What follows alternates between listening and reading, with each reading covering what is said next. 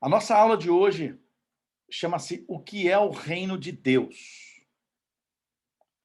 E faz parte da série Cidadãos do Reino, é a nossa quinta aula dessa série. Nós vamos aprender hoje algumas coisas muito interessantes e reveladoras do Reino de Deus, que eu tenho aprendido ao longo dos anos e tem trazido muito conhecimento e muita abrangência espiritual para mim. Eu tenho entendido coisas que eu falava, meu Deus, como é que eu nunca tinha aprendido isso na minha Bíblia? Por que eu nunca tinha aprendido isso na Bíblia? Porque, em muitas vezes, a gente não consegue enxergar a Bíblia como um livro que se fecha. Eu não sei quantos de vocês já leram Gênesis.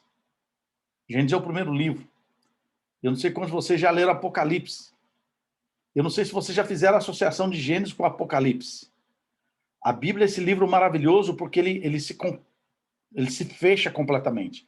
É como se fosse uma rosa cheia de pétalas. E cada pétala seria um capítulo do livro da Bíblia e que vai compondo aquele conjunto todo. Então hoje a gente vai aprender um pouquinho sobre o que é o reino. Eu tenho 5 tópicos dentro desse pensamento com vocês. Anote então aí, por gentileza, o primeiro tópico. A primeira, o que é o reino de Deus? Então, number one,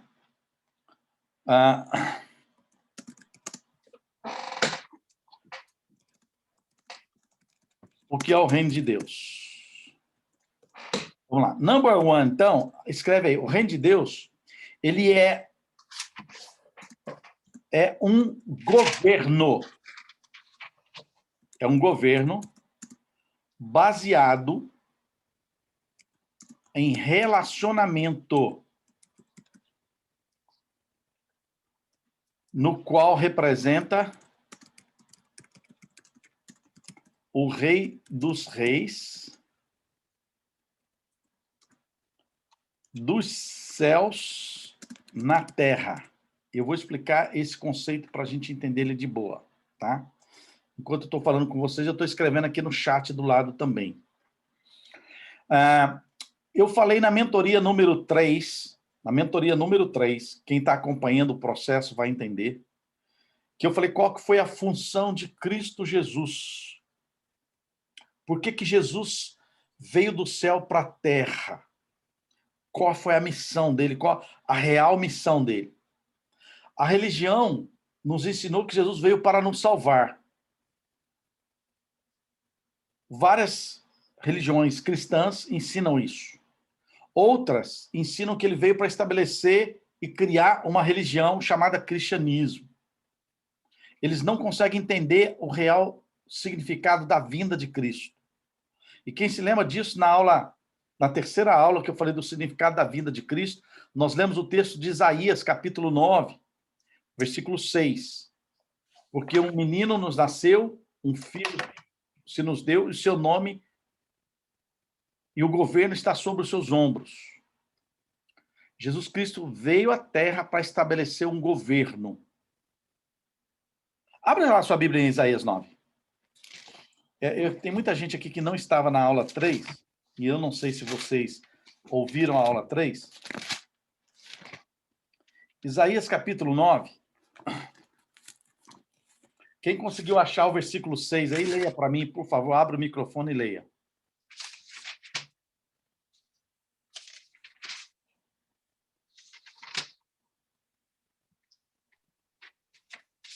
Porque um menino nos nasceu, um filho nos foi dado, e o governo está sobre os seus ombros. E ele será chamado Maravilhoso, Conselheiro, Deus Poderoso, Pai Eterno, Príncipe da Paz. Versículo 7. Não, peraí, antes de ler o versículo 7. O governo está sobre os seus ombros. Cristo veio para a terra trazendo o governo. Cristo veio para a terra trazendo um governo. Quem não estava aqui não assistiu à mentoria número 2. Que governo que é esse? O governo que Adão entregou para Satanás no Éden. Deus criou o homem, colocou o homem na terra para o homem governar a terra. O ser humano, a raça humana, ele tem a unção de domínio para governar a terra, porque Deus criou assim. O governo estava sobre Adão. Quando Adão pecou, Adão passou esse governo para Satanás. E eu mostrei isso para vocês naquele estudo. Em Mateus capítulo 4, quando Satanás tenta Jesus, ele fala assim, ó, se você me adorar, tudo isso eu te darei, porque esse poder me foi dado. Ou seja, Adão entregou esse poder para o diabo lá no Éden. Agora, Cristo vem à Terra, ele é enviado à Terra para restaurar o homem, ou seja, resgatar o governo que Deus colocou na Terra. Por isso que o texto de Isaías diz que o governo está sobre os seus ombros. Então, quando Jesus vem para a Terra, ele vem para estabelecer o governo. Que governo que é chamado esse? Reino de Deus, ou reino dos céus. Em alguns lugares, Jesus diz reino de Deus, em alguns lugares ele diz reino dos céus. E o que nós vamos entender é algo fenomenal aqui. Por quê? Porque o que Cristo estabelece aqui é um governo baseado no relacionamento. Qual relacionamento, gente? Lembra como que era no Éden? Lembra quando Deus criou Adão? Deus criou Adão e Deus vinha fazer o quê? Se relacionar com Adão. Ele vinha ter comunhão com Adão pela manhã e na viração do dia. Deus não criou o ser humano para ter uma religião. Deus criou o homem para relacionamento. O homem foi expulso do Éden porque o homem perdeu o relacionamento com Deus. Ele entregou o domínio para Satanás. E no momento em que o homem saiu, foi expulso do Éden, Deus teve que enviar Cristo para a Terra. Deixa eu fazer uma pergunta para vocês, que é uma pergunta profunda de teologia. Abra sua Bíblia lá em Pedro. Se não me engano, acho que é 2 Pedro.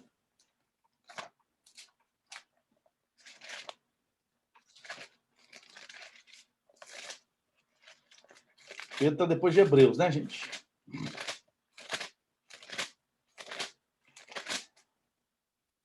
Eu ainda estou procurando ainda. Primeiro livro de Pedro, capítulo 3.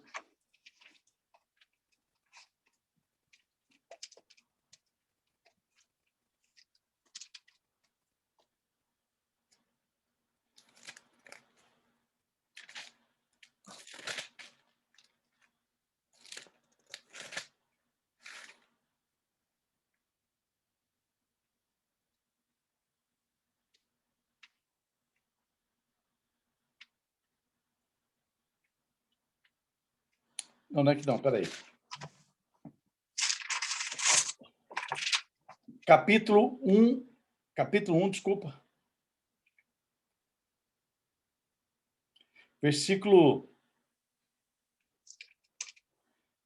O versículo que eu quero que a gente preste atenção é o 20.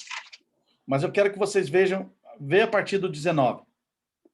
1 Pedro, capítulo 1, versículo 19. Alguém pode ler devagar.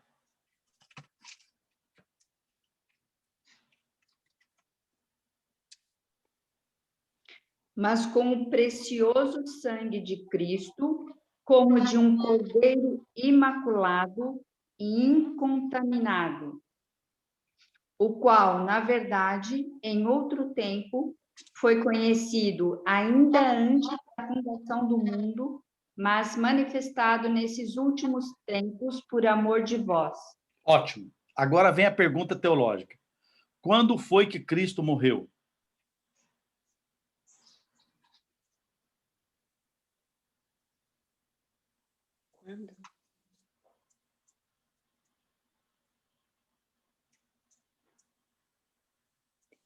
Essa é uma pergunta teológica. Quando foi que Cristo morreu? E eu quero que vocês olhem para mim aqui agora. Existem algumas respostas para essa pergunta. Se você responder, Cristo morreu no ano 2000. Desculpa, no ano 2000. No ano 1000 lá. Se Cristo morreu lá, no ano 30, você está certo. Ele morreu ali no nosso tempo. Por isso que esse texto de Pedro fala que foi manifestada agora. A morte dele foi manifestada no ano 30. Mas quando que Cristo morreu? Segundo a Bíblia, Cristo morreu antes da fundação do mundo. Uau! Wow, yeah. Oh, my Lord Jesus. O que está acontecendo aqui, Paulo? Deixa eu te explicar teologia agora. Porque teologia você não aprende na igreja. Na igreja você aprende outras coisas. Teologia é o seguinte: Cristo morreu no plano eterno de Deus, quando Deus estabeleceu a terra, quando Deus fez o projeto, quando Deus fez toda a planta. Deus criou o homem para dominar a terra, e Deus sabia que quando ele desse o livre-arbítrio para o homem poderia fazer o quê? Tomar a decisão errada. Uhum. Normal. Deus sabia disso. E naquele momento que Deus falou, combinou com Jesus, Gênesis 1, 26, que Deus falou, façamos o homem segundo a nossa imagem, segundo a nossa semelhança. Estava tendo uma reunião no céu, Deus, Espírito Santo e Jesus, e eles viram que o homem, tendo o livre-arbítrio, ele podia errar. E quando Deus falou assim, se o homem errar, aí Jesus falou assim, se o homem errar, eu vou à terra e eu conserto essa coisa. Você quer uma outra evidência forte disso? Gênesis capítulo 3. Olha lá para mim. O capítulo 3 de Gênesis fala quando o homem, no seu livre-arbítrio, entregou a pera para a mão do diabo. E no momento em que o homem tomou a decisão de entregar a rapadura, foi o momento em que Deus e Jesus já tinham sabido que o homem podia pisar na bola. E quando o homem pecou, olha só que interessante. Versículo 8. Gênesis 3, versículo 8. O que está escrito aí? Alguém leia. E ouviram a voz do Senhor Deus, que passeava no jardim pela viração do dia, e esconderam-se Adão e a sua mulher da presença do Senhor Deus, entre as árvores do jardim. Leu 7. Então foram abertos os olhos de ambos e conheceram que estavam nus, e coseram folhas de figueira e fizeram para si aventais. Ótimo. Quando o homem entregou a rapadura, caiu a ficha que eles estavam nus, e eles pegaram folhas de figueira e fizeram roupinha para eles, tanguinha para Adão, tanguinha para Eva. Eva cobriu seus órgãos genitais. E aí, no versículo 8, quando eles ouviram a voz do Senhor, era estranho eles ouvirem a voz do Senhor ou não? Não. Não. Deus vinha conversar com ele todos os dias, porque Deus criou o homem para relacionamento. Deus criou a mulher para relacionamento. Deus criou a gente para conversar com ele, para bater papo com ele. Então ele vinha pela manhã e ele vinha à tarde. Agora, quando o pecado entrou, o homem quis dar um jeito de proteger do pecado. O que o homem fez? Cintas de figueira. Aí Deus conversa com ele a partir do versículo 8 e 9. Quem é que fez você saber que estava nu? A serpente. Por que você fez isso? Ah, porque eu comi o fruto. O fruto. Quem é que te deu o fruto? A mulher que o Senhor me deu. Aí Deus falou com a serpente, falou com a mulher, falou com o homem, e no final, para consertar a história, o que Deus fez? Versículo 21. E fez o Senhor Deus a Adão, a sua mulher, únicas de peles, e os vestiu. Deus não permitiu que eles ficassem com aquelas plantinhas. E Deus fez para eles roupas de pele de animal. Pergunta teológica. Qual que é o animal que Deus matou aqui para fazer roupa para eles? Cordeiro? Claro que é o cordeiro. Foi o acordo operacional de Cristo. Ele se entregou para cobrir o erro do homem. Por isso que em Pedro diz que o sangue dele foi conhecido antes da fundação do mundo. E aqui no Éden ele foi imolado. Aqui no Éden, o cordeiro representa Jesus Cristo, que tira o pecado do mundo. A partir desse momento, Deus estabeleceu nos céus e na terra que a única coisa que tira pecado é o sangue do Cordeiro. Uau! Por isso que todo sacerdote hebreu sempre fez sacrifício de animais, de cordeiros, para tirar o pecado do homem. E aí talvez você agora me pergunte, Paulo, por que hoje não se faz mais sacrifício de animais? Porque Cristo veio no ano 30 e morreu, e por causa do seu sangue não há mais necessidade de haver sacrifício de outros animais, simbolizando que o cordeiro morreria, porque o cordeiro Jesus já veio e já morreu, e o sangue dele hoje está aspergido sobre nossas vidas. Aí Jesus vem na terra agora, e Jesus vem trazendo sobre os seus ombros o quê?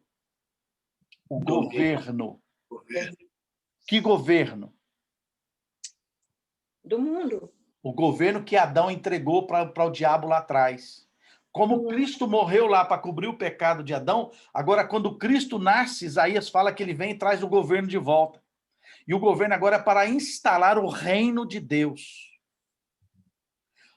Por isso que o reino de Deus, eu perguntei para você, o que é o reino de Deus? E a resposta que eu te dei qual é? Leia aí. O reino de Deus é? Um governo baseado em relacionamentos. Isso? É isso aí. O reino de Deus é um governo. O que é o reino de Deus? Responde alto. É um governo. O reino de Deus é um governo. E nós vamos aprender isso para que você possa saber que reino de Deus não é igreja, reino de Deus não é religião, reino de Deus é um governo. O reino é aquilo que Cristo trouxe. Cadê o Isaías 9? Quem é que leu Isaías 9? Versículo 6. Foi quem que leu? Foi eu. Foi Juarez ou foi o Paulo? Foi eu. Foi Então, Paulo. leia para mim Isaías 9, o versículo 6, e em seguida o 7, só para você ver como é que é você ler a Bíblia agora com esse entendimento. Isaías 9, 6. Porque um menino nos nasceu, um filho nos foi dado, e o governo está sobre os seus ombros. E ele será chamado Maravilhoso Conselheiro, Deus Poderoso, Pai Eterno, Príncipe da Paz. Para quê? Versículo 7. Para quê? Ele estenderá o seu domínio e haverá paz sem fim sobre o trono de Davi e sobre o seu reino, estabelecido e mantido com justiça e retidão, desde agora e para sempre. O zelo do Senhor dos exércitos virá sobre isso. Fantástico. Olha o versículo 7, o que é que ele diz, Paulo? Aí está dizendo o seguinte, que ele traz um governo nos seus ombros, versículo 7, para que se aumente o seu governo. Quem tem essa expressão de governo na sua Bíblia aí? A tradução? Para que se aumente o seu governo e venha paz sem fim. Escute, escreva aí. Só existe paz com o governo de Cristo. O governo de Cristo é governo de paz. Só existe paz com o governo dele. Fora do governo de Cristo não existe paz.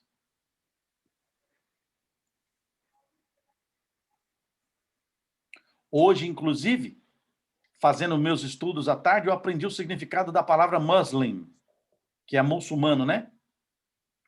A palavra Muslim, ela significa paz, mas é paz por submissão. Não é a paz que é a paz de Israel, que é Shalom. Shalom é a paz, que é a paz de Cristo, é a paz do amor. E o Islã, a paz deles é pela obediência, pela submissão a Alá. É completamente diferente quando você começa a estudar governos e reinos. Muito bem. Então, o reino de Deus, ele é um governo baseado em relacionamento. Relacionamento. Então, o reino de Deus é um governo. Deus quer que a gente governe. Governe como, Paulo? Olha aí, no versículo 7 fala, governe com juízo e justiça. Mano, escreve essas duas palavras aí no seu caderno, por favor. Juízo e justiça. Como é que eu devo conduzir minha família, Paulo? Com juízo e com justiça. Como que eu devo conduzir o meu business, Paulo? Com juízo e com justiça. Como é que eu devo conduzir o meu casamento? Com juízo e com justiça. Essas duas coisas vão trazer o governo de Deus e vão trazer paz sem fim sobre a sua vida. Amém? Amém. Olha que coisa preciosa. Quando a gente lê a Bíblia, a gente não faz uma reflexão teológica profunda, a gente fica sem entender muitas coisas. Por que isso aqui está aqui? Por que Jesus, Isaías fala que Jesus nasceu, o nome dele será maravilhoso, Deus forte, Pai da eternidade, Príncipe da paz, etc. E ele traz um governo. A gente não entende. Só quando você quer aprofundar para entender o que é. Então, o reino de Deus é governo de Deus. Agora, olha que coisa preciosa. Olha para mim. Quem que foi a pessoa suposta para ter o governo na Terra? Adão. Adão teve o livre-arbítrio e Adão agora foi tirado do Éden. O Éden não é um lugar físico. O Éden é uma atmosfera de relacionamento. Escreve aí para mim. Éden é uma atmosfera de relacionamento. Você acha que os arqueólogos já procuraram o Jardim do Éden? Sim ou não? Já reviraram aquela terra de cabeça para baixo, já furaram com broca, com furadeira, com escavadeira, com tudo. Eles nunca vão achar o Jardim do Éden. E olha que a Bíblia, lá em Gênesis, dá referência aonde que ele está. Mas eles nunca vão achar. Porque o Éden, lugar físico, não existe. O Éden é uma atmosfera, o quê? Espiritual.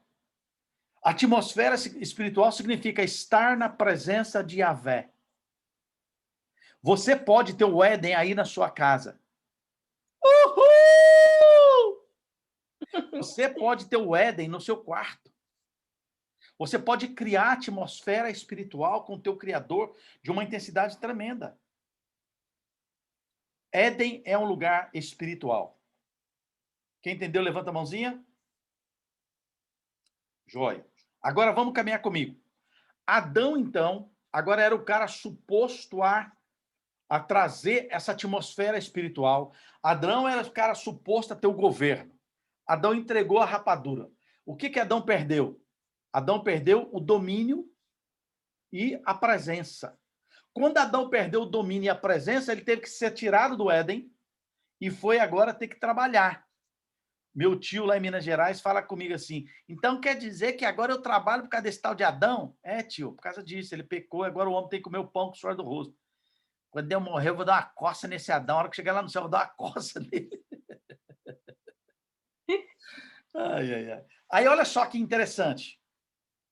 Adão foi o cara criado para ter o relacionamento com Deus, foi o cara projetado para ter o relacionamento com Deus, ele sai do Éden. Quando ele sai do Éden, ele começa a procurar e não consegue mais criar uma atmosfera. Sim ou não? Ele não consegue criar uma atmosfera. Não consegue. Passa Adão, passa Enos, passa os filhos deles todos, até que Deus acha um cara. Noé. E Deus procura esse cara e Deus faz uma proposta para esse cara. Deus chega para ele e fala assim, fulano, sai da tua terra, sai da tua parentela e vai para onde? Para uma terra desconhecida. A tua tradução da Bíblia diz terra. Oh. A palavra terra, que está sendo traduzida aí da original no hebraico, ela traz significado de país e reino. Para nós, no português, colocaram terra. E aí, na nossa cabeça, o que que vem? Terra. Terra, é um lugar. Abraão nunca procurou uma terra.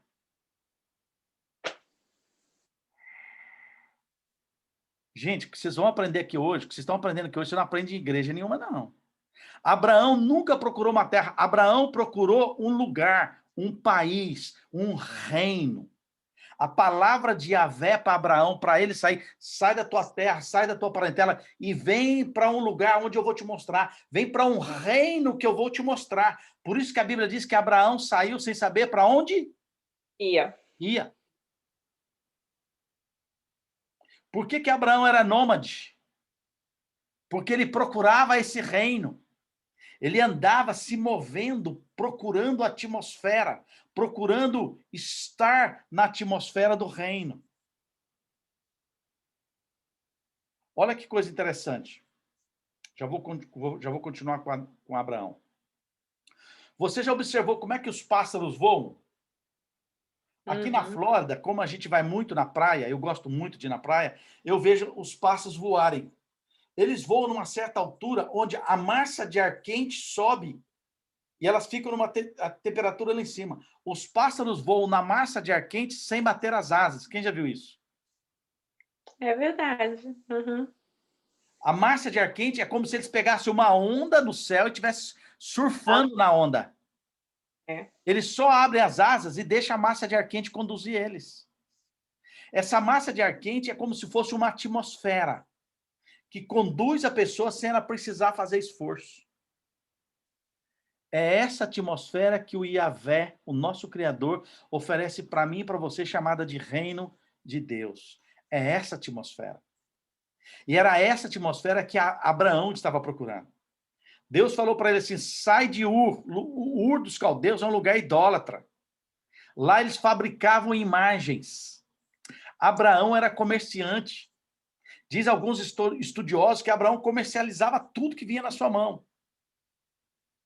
Talvez até as imagens dos deuses que eram fabricados ali. E Deus fala para Abraão, sai desse lugar e vem para um outro lugar, vem para um reino, vem para uma atmosfera. E Abraão foi.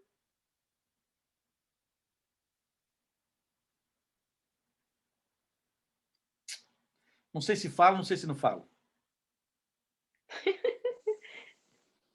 É porque é tanta coisa profunda que eu quero ensinar para vocês, que às vezes eu tenho medo de dar nó na sua cabeça. Pode falar. Se der nó, você pergunta para mim, por favor. Hã? O chamado, eu fui pesquisar. O chamado de Deus, em Gênesis, foi para o pai de Abraão. Eu provo. Quer que eu provo ou quer que eu avance a partir daqui? Vamos avançar? Então vamos lá. Abraão, então, quando ele foi chamado por Deus, depois que o pai dele morreu, o chamado veio para o pai dele. O pai dele saiu de Ur dos caldeus, que quem saiu de Ur não foi Abraão, foi o pai dele, foi Terá. Deus chamou Terá. Terá pegou Abraão e saiu. Quando eles chegaram e pararam na terra dos seus familiares, a terra onde mora Labão, eles ficaram lá. E ali, como o pai de Abraão não prosseguiu viagem, ele ficou velho e morreu ali. Quando o pai de Abraão, Terá, morreu, Deus chamou Abraão no lugar do pai.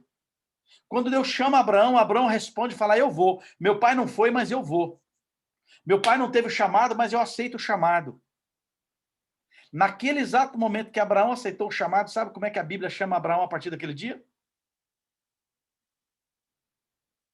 A partir daquele dia, Abraão recebeu um título na Bíblia. Todos vocês, se eu perguntar para vocês qual que é o título que Abraão recebeu, eu tenho certeza que pela religião vocês vão me falar. Qual que é o título que Abraão recebeu? Pode falar, por favor, me ajuda. Ou fala ou escreve aqui. Pai da fé? O que mais? Qual que é o título que ele recebeu? Pai da fé. A religião ensina isso. Foi ou não foi? Mas não é esse título que Deus deu para ele, não. Qual foi o título que Deus deu para ele? Abra sua Bíblia em Isaías 41.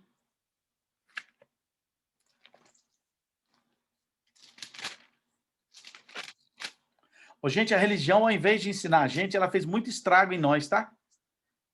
Só deixando claro para vocês que nós precisamos desintoxicar de religião e buscar a palavra pura, a palavra, a rema de Deus aqui que nos alimenta. Isaías 41, versículo 8. Quem achou primeiro, levanta o dedinho e leia.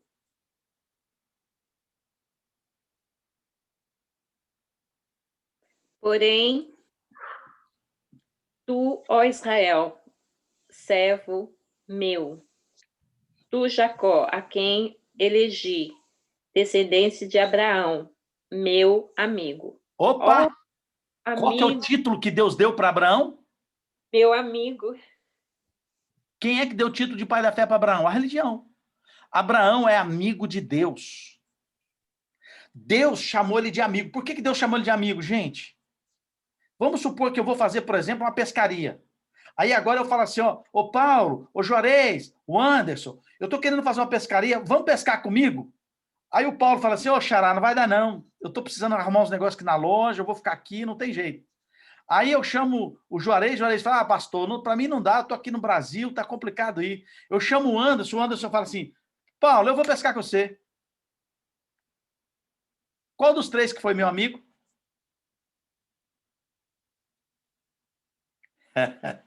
Vocês estão entendendo? Por que que Deus chamou Abraão de amigo? Porque Abraão ouviu e obedeceu. O amigo é aquele que está junto, o amigo é aquele que caminha. Abre a sua Bíblia em Tiago, capítulo 2. Rapidaço, gente. Tiago, capítulo 2. Quem está gostando do que está aprendendo, diga eu. Eu. Acho que é só você que está com o microfone aberto também, né? Eu. Tiago, capítulo 2. Eu. Que bom. Versículo 23. Tiago 2, 23.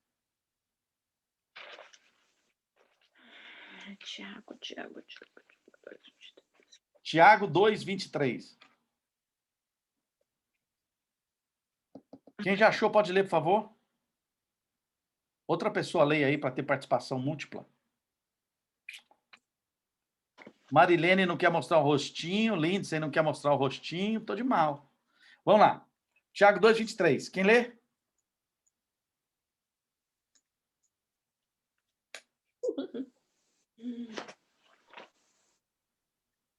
E cumpriu-se a escritura que diz: E creu Abraão em Deus, e foi-lhe imputado como justiça, e foi chamado amigo de Deus. Amigo de Deus. Abraão, Deus mostrando para nós aqui que Deus quer estabelecer um reino com seus amigos. Deus quer relacionamento. Deus não quer religiosidade. Deus quer intimidade. Abre 2 Crônicas, capítulo 20, versículo 7. 2 Crônicas.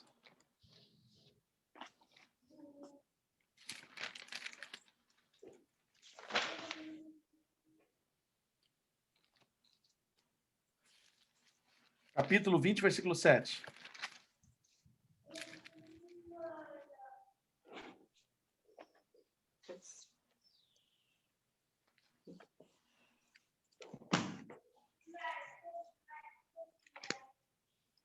Tá difícil de achar aí, gente?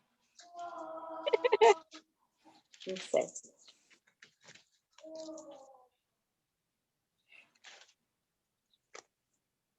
Qual o capítulo, pastor? Capítulo 20. Versículo 7. Uau! Leia. Porventura, ó Deus nosso, não lançaste tu fora os moradores desta terra e diante do teu povo de Israel, e não a deste a semente a Abraão, teu amigo, para sempre? Uau! Uau! Quando eu digo para vocês que Deus não está interessado em religião, Deus está interessado em quê, gente? Amigo. Relacionamento. Ele só tem interesse em relacionamento. E aí, olha só que impressionante. Ele chama um cara que mora num lugar idólatra e chama esse cara para vir para caminhar com ele. E esse cara sai da sua terra, sai da sua parentela para toda a sua vida e sai à procura de quê, gente? Abraão estava procurando o quê? Uma terra? Um lugar de relacionamento. Um lugar de relacionamento. E esse lugar é espiritual. Não é um local físico. Eu quero que você preste atenção agora em Hebreus 11. Abre lá Hebreus 11. Hebreus 11 fala sobre a fé. E tem gente falar de fé sem falar de Abraão? Nunca na vida. Então, Hebreus 11 fala sobre a fé. Olha o que diz lá. Versículo 8.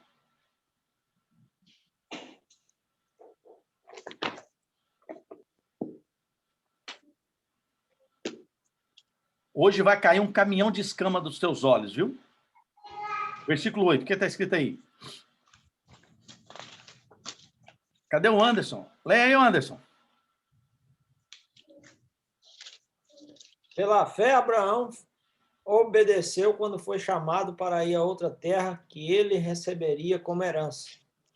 Ele partiu sem saber para onde ia. Olha só que coisa impressionante. Isso é amigo. Ô, vamos comigo ali cortar umas lenhas? Vamos. Aonde? Vem. Só vem. Amigo. Abraão obedeceu sem saber para onde ia. Versículo 9.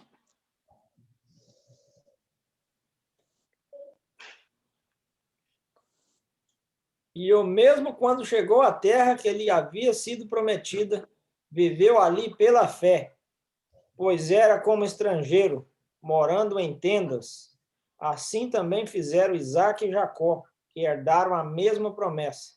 Por que que Abraão morava de tenda em tenda, de lugar em lugar? Por quê? Versículo 10. Abraão esperava confiantemente pela cidade de alicerces eternos, planejada e construída por Deus. Abraão estava procurando o reino de Deus, queridos. Abraão estava procurando o governo de Deus. Abraão sabia que o lugar que ele estava procurando não era físico, não era natural. Ele só procurava um local de comunhão, um local de intimidade. Se você for ler comigo agora a Bíblia, lá a partir de capítulo 12 de Gênesis, você vai ver que Abraão chegou, parou em Betel. Depois de Betel, Abraão saiu, foi para Berseba. Depois de Berseba, ele foi de lugar em lugar, ele foi de lugar, de espaço em espaço, procurando encontrar essa cidade que não tem fundamento, essa cidade que é a presença de Deus, que é o Éden. Abraão saiu à procura do reino de Deus. Abraão procurava aquilo que não se acha. Por que não se acha? Porque é invisível. Tem um giraia aí. Olha só que interessante. Vamos lá. Deixa eu te mostrar. Vai comigo para Gênesis capítulo 12. Eu tenho que te mostrar isso, cara. É muito conhecimento de Deus, é muita revelação que a gente tem que entender isso, tá? Olha só, Gênesis capítulo 12. Você tem filho. Quem é que tem filho? Acho que todo mundo aqui tem filho, né? Sim ou não? Todo mundo tem filho. Você chamaria seu filho para dar um presente para o seu filho, uma promessa para o seu filho, e levaria seu filho para o buraco? Nunca. Você prometeria seu filho para ir fazer um passeio de férias na praia e, de repente, você jogava ele numa cova no meio do deserto? Você nunca faria isso. Capítulo 12 de Gênesis. Ora, o Senhor disse a Abrão: sai-te da tua terra e da tua parentela e da casa de teu pai, para a terra que eu te mostrarei. Lembrando que a palavra terra aí não é local. A palavra terra aí é o quê? País. País, reino, governo. Para nós foi traduzido como terra. O original no hebraico não é terra. É reino. Governo. Sai da onde você está e eu vou te levar para um lugar de governo. E eu vou te mostrar. Por isso que Abraão morava de lugar em lugar. Aí, tem a promessa. Todo mundo conhece a promessa dele aqui para Abraão, não tem? Conhece a promessa? Hoje eu não vou me deter na promessa, não. Abraão saiu. Versículo 7. Não. Quer ver?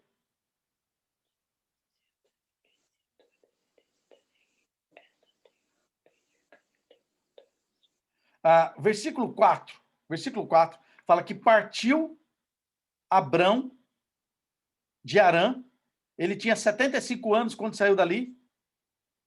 E ele, final do versículo 5 fala: e ele chegou na terra de Canaã e lá chegaram. Versículo 6. Ele chegou em Canaã. Aí ele atravessou a terra de Siquém, até Siquém, até os carvalhais de Moré. Nesse tempo, os cananeus habitavam essa terra. Apareceu o Senhor a Abrão e lhe disse: darei a tua descendência essa terra. Deus fez uma promessa e dá a terra para ele. E Abraão edificou ali um altar ao Senhor que lhe aparecera. Passando dali para o monte ao oriente de Betel, armou a sua tenda. Aí Abraão já mudou de lugar de novo. Ficando Betel ao ocidente e Ai ao oriente. Ali edificou um altar ao Senhor. Escute, cada cidade, cada lugar que Abraão parava para montar a sua tenda, ele construía um Altar. O que é o altar? Um local de encontro para relacionamento. Oh. Abraão sempre estava se relacionando com o Criador. Abraão não parava o relacionamento com o Pai. Onde Abraão morava, ele montava um local para ele de adoração. Onde Abraão chegava, ele montava um local de adoração. Onde Abraão parava a sua tenda, ele montava um local de adoração. Versículo 9. Depois seguiu Abraão dali, indo para o Neguebe. E Abraão continuou mudando. E Abraão continuou mudando. Versículo 10. Leia para mim, por favor, alguém, esse versículo 10. Só a primeira parte do versículo. E havia fome naquela terra. Preste atenção nisso. Eu perguntei agora há pouco se você faria uma promessa para o seu filho de levar ele para a sorveteria e no final você acabava levando ele para o chiqueiro. Você falou que não. Yahvé prometeu a Abraão um local. Que local que era esse que Yahvé prometeu? Reino. O reino. Não era um local físico. Tanto que quando Abraão chegou na terra prometida, o que ele encontrou lá? Prosperidade? Riqueza? Não, ele não encontrou isso. Mas a promessa, quando Deus fez a promessa para Abraão, falou: sai da tua terra, da sua parentela, e vai para o lugar que eu vou te mostrarei, terra que mana leite. Mel.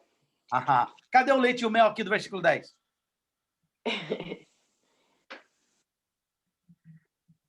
Quem está entendendo o que eu estou falando? Escute o que eu vou te falar agora. Presta atenção. Faz assim com a mão esquerda e assim com a mão direita. Fala governo. Governo. Governo humano. Governo humano. Governo de Deus. Governo de Deus. Reino humano. Reino humano. Reino de Deus. Reino de Deus. Deus chamou Abraão para onde? Reino espiritual. Para o reino espiritual, que é invisível, que não aparece. E Abraão chegou numa terra que Deus prometeu dar aquela terra para ele, mas naquela terra tinha o quê? Reino humano. Tinha duas coisas lá. Primeiro, a terra era habitada. Os cananeus moravam lá. Segunda coisa, tinha fome na terra. Pô, caraca! Ah, não, aí não, Deus. O Senhor promete para mim um reino, uma coisa maravilhosa, e agora me dá uma terra que tem gente ruim, gente habitando nela, gente ruim, e me dá uma terra árida? Não, peraí. Deus está falando de uma linguagem espiritual. Eu quero relacionamento com você, eu quero chamar você. Agora, preste atenção no que eu vou te falar.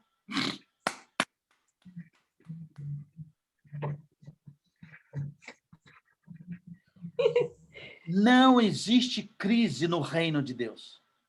Só existe crise no reino humano. Eu vou repetir.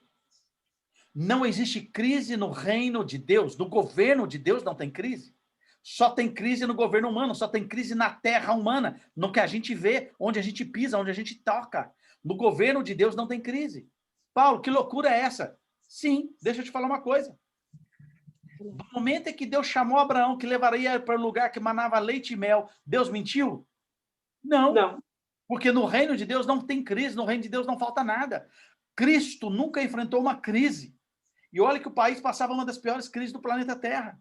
O que eu quero te ensinar aqui? Eu quero te ensinar o seguinte, que o reino de Deus representa o céu, representa o governo de Deus. E como ele é um governo, não existe crise nesse reino. Paulo, mas e se eu estou nesse reino, mas eu moro nessa terra que tem fome e tem seca? E agora, como é que fica? O reino de cá manda o alimento por de cá. Exactly. É o reino dos céus que manda alimento para esse reino. Abraão, como acabei de mostrar para vocês que Abraão mudava de lugar, houve fome naquela terra. E Abraão foi para onde? No Egito. Está escrito aí no versículo 10. Olha aí o versículo 10, acompanha comigo.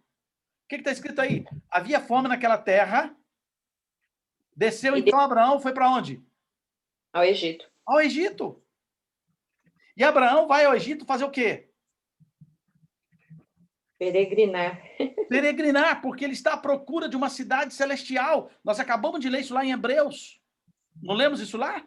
Que Abraão espera a cidade celestial, o reino de Deus, o fundamentada por Deus, arquitetada por Deus, o projeto de Deus. Abraão está à procura desse reino. Mas ele está passando crise na terra. E Abraão vai para aquele lugar do Egito e ele mora no Egito. Capítulo 13. Olha para mim. Capítulo 13. Abraão morou no Egito um tempo. E agora a Bíblia diz que Abraão saiu do Egito para a terra do Negueb. Ele, a sua mulher e tudo que ele tinha com ele. Leia o versículo 2.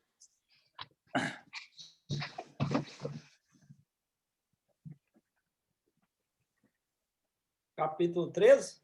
13, versículo 2.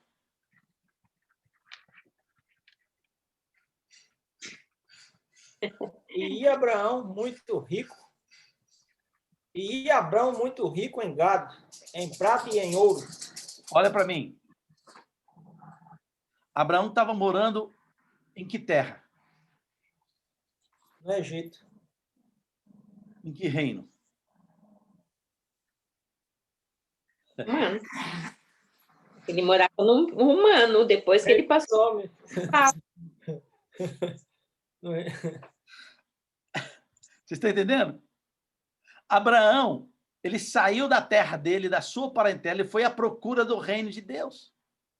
Então, não importa se você passa por uma terra que é árida, se você passa por uma terra que está sendo crise, uma terra que tem fome, não importa.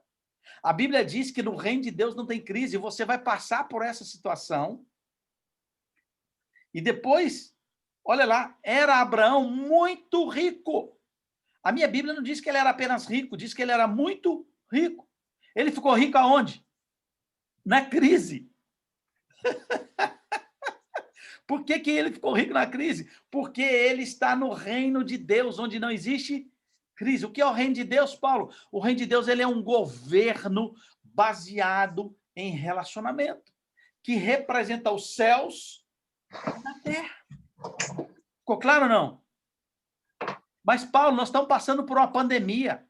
Meu business está passando por um momento delicado, a minha empresa está passando, minha vida está passando. Meu irmão, vamos procurar com mais intensidade o reino de Deus. Quanto mais eu meter as caras no reino de Deus, mais amigo de Deus eu vou me tornar. Quanto mais amigo de Deus eu vou me tornar, mais privilegiado do Senhor eu vou me tornar.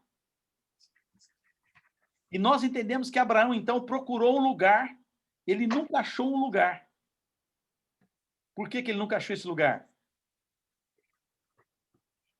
Porque é um lugar espiritual. É igual o Éden. No lugar espiritual não existe lugar físico. Faz sentido ou não? E aí o que nós enxergamos aqui agora? Que Abraão prosperou poderosamente. Ele ficou rico em 3 níveis de riqueza. Às vezes a gente lê a Bíblia, a gente não para meditar. Tá legal? Então, como você está lendo a Bíblia comigo, eu quero que você pare para meditar agora. Quais foram os 3 tipos de riqueza que Abraão tinha? Gado, prata significa gado? e ouro. O que significa gado? O que o gado dá para nós? Leite. Leite. Carne. Carne. Uhum. Alimento. Roupa. Roupa. Abraão era rico nas suas necessidades todas. Ele era rico também em quê? Din-din. Em prata. Prata era tudo aquilo que se negociava naquela época, se pagava com prata. É como se hoje nós falássemos assim, é dinheiro.